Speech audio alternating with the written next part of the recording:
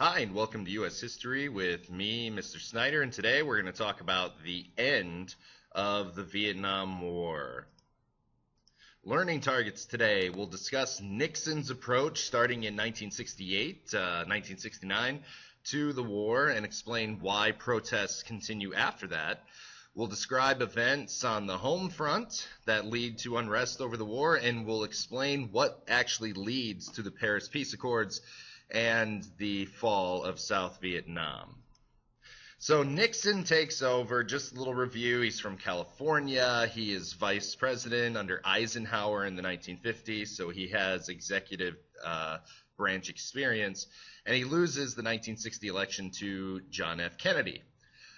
Doesn't run again in 1964, wins in 1968. And his plan for ending the war in Vietnam is Vietnamization. He's going to gradually withdraw U.S. troops and place more of a role on the South Vietnam government and the South Vietnam Army in order to achieve what he calls peace with honor.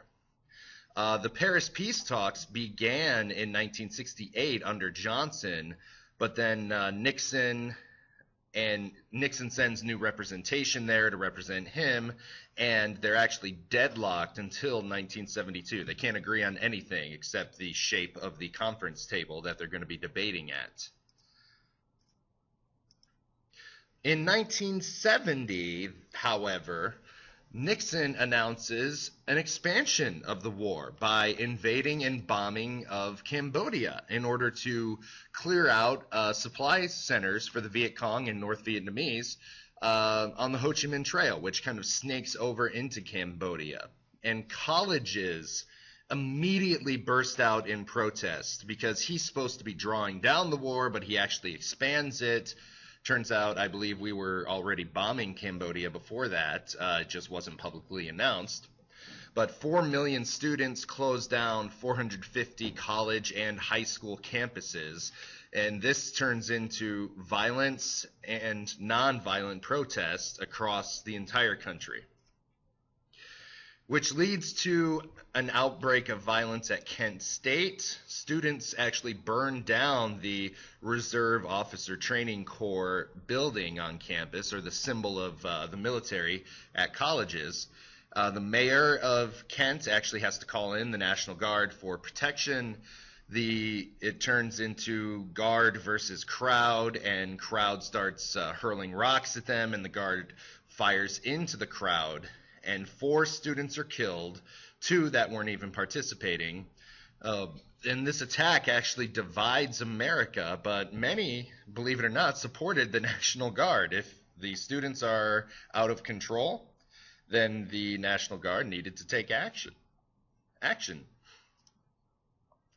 The My Lai Massacre is exposed. My Lai is a village in South Vietnam, and a U.S. platoon goes there searching for Viet Cong rebels. And we've seen these search and destroy missions before, but they round up over 200 innocent people, mostly women and children. And children were a part of the Viet Cong, but more than likely they're harmless. And they line them up near a ditch and kill all of them, all 200 people. So the troops insist they are not responsible for these shootings because they're only following orders given to them. And that brings up an ethical dilemma. Where does it cross the line? When can a troop say no? Because in the Army, if you say no, you're arrested, essentially, thrown in the brig. The Pentagon Papers. This comes out in June of 1971. Congress actually still is angry at the abuse of the war powers that they gave the president with the Tonkin Gulf Resolution. So they passed what is called the War Powers Act, and it repeals the Tonkin Gulf Resolution and puts restrictions on the president's power to send troops overseas. It's rarely enforced, unfortunately, but if the president wants to send troops overseas, he has to give an update to Congress. Congress can recall the troops after a certain amount of time if they don't approve, because Congress actually has the ability to declare war in our country, not the president. In June 1971, the Pentagon Papers are leaked. And what this is a 7,000-page document of memos and maps and dictations from the president and other members of the executive department. It reveals that the Johnson administration and the three previous presidents prior to that, Kennedy, Eisenhower, and Truman, all lied to Congress and the public about their intentions in Vietnam. Their initial reason to help South Vietnam was not to protect a friend, but it was to contain China. We didn't want to lose another unstable country to communism.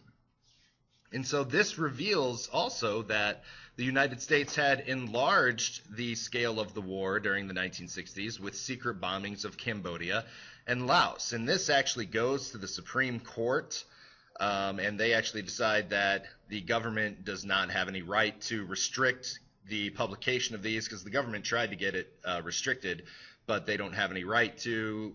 Freedom of the press is one of the First Amendment freedoms in our country, so they are allowed to be published.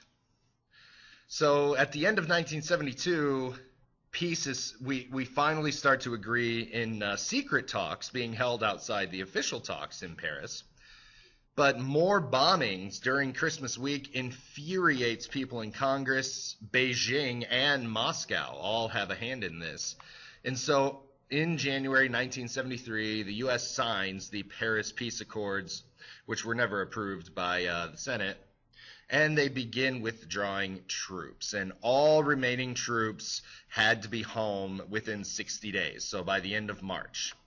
In the next 2 years, the South Vietnamese army doesn't have enough strength without the U.S., so Viet Cong forces take over South Vietnam and their capital of Saigon, and Saigon falls to the communists in 1975.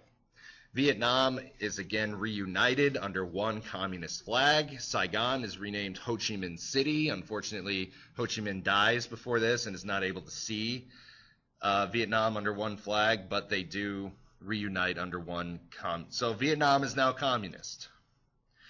What did this result in? Well, Johnson's Great Society, because of the Vietnam War, is never fully realized.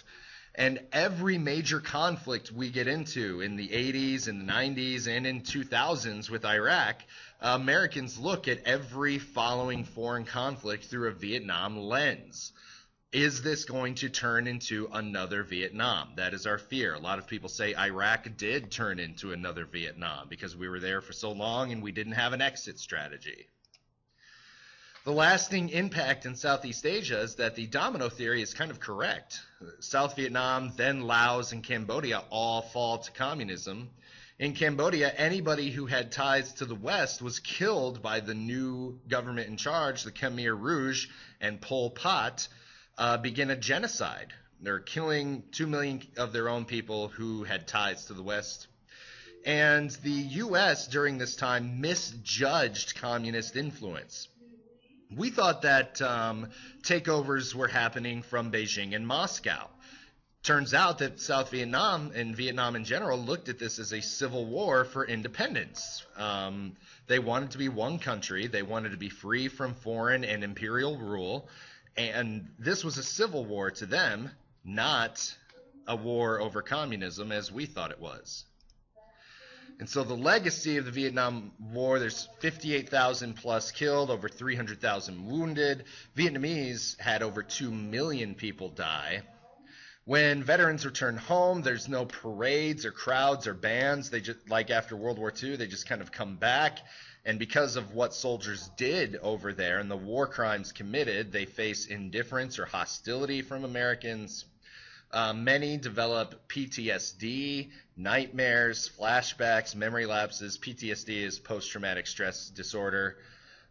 Several thousand turn to drugs and alcohol, and a lot even commit suicide because they can't deal with what they did over there. And so that's our unit on the Vietnam War. Please go ahead and fill out your learning targets, and I'll talk to you later. Bye-bye.